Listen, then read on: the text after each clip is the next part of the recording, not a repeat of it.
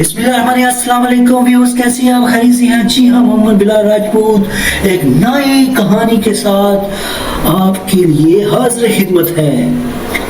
بچوں کے لیے لومڑی اور انگور کی کہانی اخلاق کے ساتھ مشہور کہانی ہے۔ کہانی ایک لومڑی اور انگوروں کی ایک گچھے کی ہے، جسے وہ لٹکتا ہوئے دیکھتا ہے تو انگور حاصل کرنے کی کیا ضرورت ہے، اور کیا لومڑی اپنی کوشش میں کامیاب ہے؟ یہاں آسان اور سادہ بندی میں لومڑی اور انگور کی مکمل کہانی ہے۔ ایک دوپہر ایک لومڑی جو جنگل میں سیر کے لیے نکلی تھی، اس نے انگور کا لٹکا ہوا گچھا دیکھا۔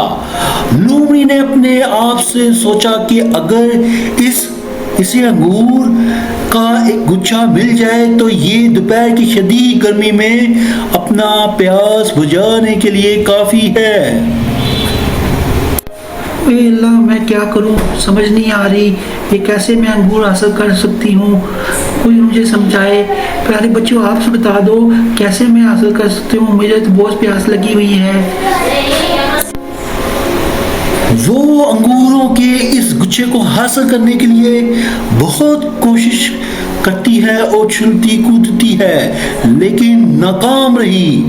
اس نے بار بار کوشش کی، لیکن لومڑی ہر بار اس سے گچھا چھوٹ گیا۔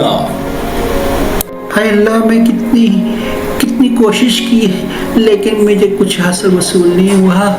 کوئی تو مجھے بتائے کہ کیسے انگور میں توڑوں گی۔ اوہ اللہ، اتنی محنت کی ہے، کچھ حاصل نہیں وصول ہوا۔ اے بچوں، آپ تو بتا دیتے۔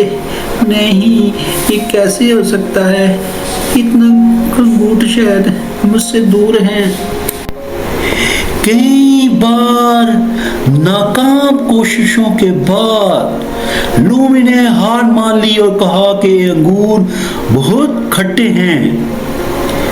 یہ افسانہ لومڑی اور انگور کے بارے میں بتانا تھا۔ یہ بچوں کے لیے ایک اخلاقی کہانی ہے۔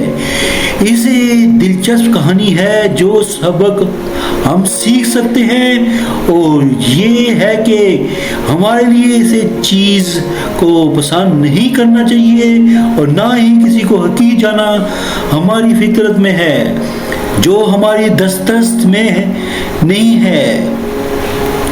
یہ مختصر کہانی ہمیں دکھاوا کرنے کی بجائے اپنے مقصد کے حصول کے لیے محنت کرنا بھی سکھاتی ہے۔ اخلاق: جب کوئی بے وقوف اپنی کمزوری کی وجہ سے کسی چیز کو حاصل نہیں کر پاتا، وہ اپنی کمزوری کو چھپانے کے لیے بہانے بناتا ہے اور اس چیز کو معمول ثابت کرنے کی کوشش کرتا ہے۔ اور اپنا خیال رکھیے گا۔ میری نئی ویڈیو کے لیے میرے چینل کو سبسکرائب کر لیں، میری ویڈیو کو لائک کریں، شیئر کریں اور آئیکن کا کلک کرنا نہ بھولیے گا۔ اپنا اور اپنی فیملی کا خیال رکھیں اور کبھی بھی کسی لالچ میں نہ آئیں، کیونکہ لالچ بڑی بری بلا ہے جو آپ کو تھکا دیتی ہے۔ اللہ حافظ۔